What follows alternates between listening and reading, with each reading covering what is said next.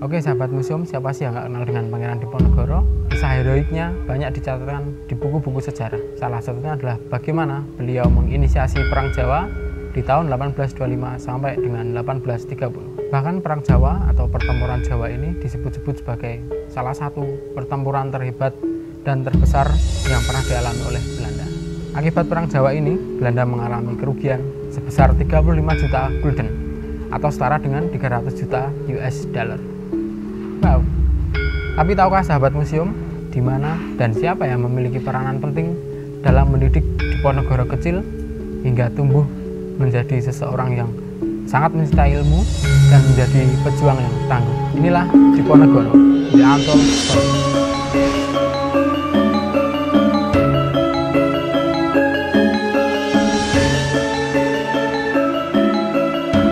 Lahir dari keturunan raja, yaitu Sri Sultan Hamengkubuwono yang ketiga, tidak membuat Pangeran Diponegoro haus akan kekuasaan. Beliau justru memilih tinggal dan tumbuh besar di Tegalrejo, di sini bersama yang putrinya, yaitu Gusti Kanjeng Ratu Tegalrejo, yang tak lain adalah istri dari Sri Sultan Hamengkubuwono yang pertama saat beliau masih berusia 7 tahun. Tidak banyak yang tahu atau sedikit ditulis oleh cerita-cerita sejarah bahwa kepribadian Pangeran Diponegoro dididik dan dibesarkan oleh peranan Gusti Kanjeng Ratu Tegalrejo. Di bawah asuhan beliau, Pangeran Diponegoro menjadi mahir untuk membaca naskah-naskah Jawa, kemudian naskah Arab Pegon, dan juga memperdalam ilmu agama melalui kitab-kitab fikih. Kealiman dan kesolehan Pangeran Diponegoro bisa dilihat dari bagaimana cara beliau berpakaian saat berperang menggunakan jubah dan surban.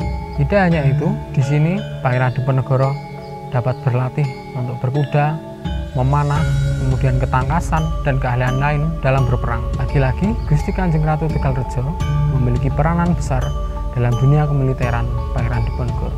Selain pernah ikut bergerilya di Perang Giyanti mendampingi Pangeran Mangkubumi, beliau juga pernah menjadi komando Korps Prajurit Estri yang terdiri dari pendekar perempuan.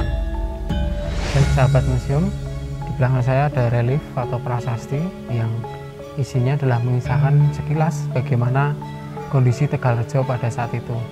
Di sini bisa kita lihat tentang gambaran visual bagaimana rakyat yang sedang berperang. Kemudian di sini ada rel. Nah, ini adalah bisa dibilang sebagai salah satu bumbu pecahnya pertempuran Jawa.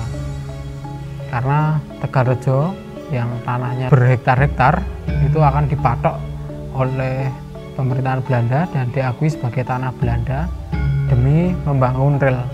Lalu di sebelah sini ada kerbau petani, bagaimana kondisi Tegalrejo itu sebagai tanah yang makmur, atau sistem pertanian di sini sangat bagus, sangat baik. Lalu di sini mulai terlihat bagaimana penyerbuan di saat pada tanggal 20 Juli tersebut. Lalu di sini adalah gambaran bagaimana Perang Jawa atau Pertempuran Jawa itu terjadi antara bangsa Indonesia atau antara bangsa Indonesia dengan bangsa Belanda. Pertempuran yang cukup panjang, melelahkan, dan tentu kerugian bagi kedua belah pihak. Namun di sisi yang lain, Perang Jawa ini juga sebagai salah satu pertanda bahwa kita pasti bisa jika berjuang dan bersungguh-sungguh untuk melawan penjajahan.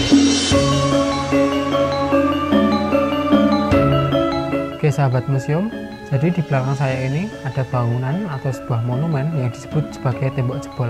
Tembok jebol ini difungsikan untuk menghindari sergapan Belanda pada tanggal 20 Juli 1825 yang memungkinkan Pangeran Diponegoro bersama pasukannya untuk keluar dari kepungan Belanda.